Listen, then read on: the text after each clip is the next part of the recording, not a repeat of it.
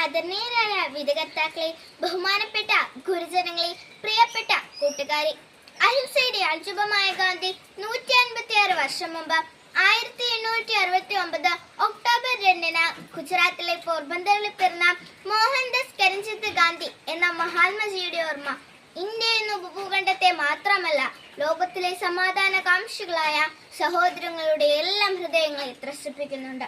കൂട്ടുകാർ, ഒക്ടോബർ 2 ഗാന്ധി ജയന്തി, മഹാത്മജിയുടെ ജന്മദിനം. ലോകമനസ്സിൽ സത്യത്തിന്റെയും അഹിംസയുടെയും ആൾരൂപമായ ഗാന്ധി ഇന്ന് വീണ്ടും ഉയർക്കുകയാണ്. ജനകോടികളുടെ മനസ്സിൽ ഗാന്ധി ചുമന്ന സമാധാന സന്ദേശമായി. കാലം കാണാൻ കൊതിച്ചിറങ്ങിയ ഒരു സുന്ദര സ്വപ്നമായിരുന്നു ഗാന്ധി.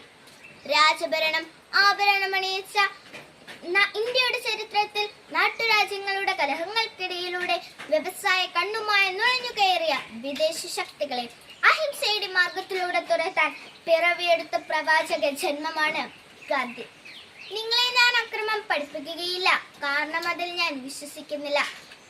എന്നാൽ ജീവൻ പോയാലും ആരുടെ മുൻപിലും തലകുനിക്കാതിരിക്കുന്നത് എങ്ങനെ എന്ന് നിങ്ങളെ പഠിപ്പിക്കാൻ എനിക്ക് സാധിക്കും എന്ന് പ്രഖ്യാപിച്ചുകൊണ്ട് ഉദാത്തമായ മാനുഷിക മൂല്യങ്ങളുടെ ചലിക്കുന്ന മന്ദിരമായ ഗാന്ധി ഇന്ത്യൻ നാഷണൽ കോൺഗ്രസിന്റെ മുൻനിര നായകനായി സ്വാതന്ത്ര്യ സമരത്തിന് മുന്നണി പോരാളിയായത്.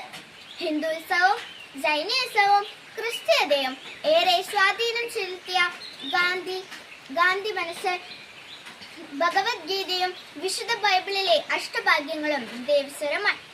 ഒരാൾ ചിന്തിക്കുന്നതും പറയുന്നതും ചെയ്യുന്നതും ഒന്നാകുമ്പോഴാണ് യഥാർത്ഥ സന്തോഷം എന്ന് അയാൾ തിരിച്ചറിഞ്ഞു. മറ്റുള്ളവർക്ക് സേവനം ചെയ്ത് സ്വയം നഷ്ടപ്പെടുമ്പോഴാണ് നിങ്ങളെ തിരിച്ചറിയുന്നത് എന്ന ഗാന്ധി സൂക്തം ഗാന്ധിയുടെ ഹൃദയത്തിൽ നിന്ന് ഉയർന്നു വീണതാണ്.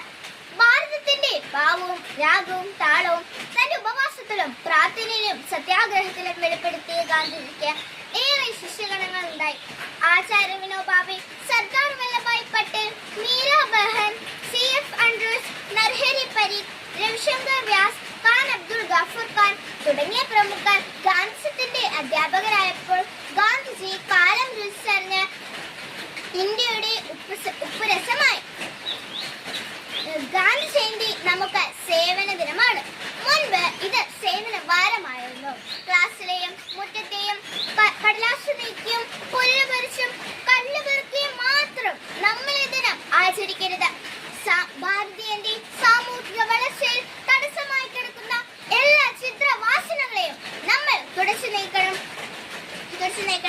ഇന്ത്യ സ്വാതന്ത്ര്യ വഴിയിലൂടെ നടക്കട്ടെ.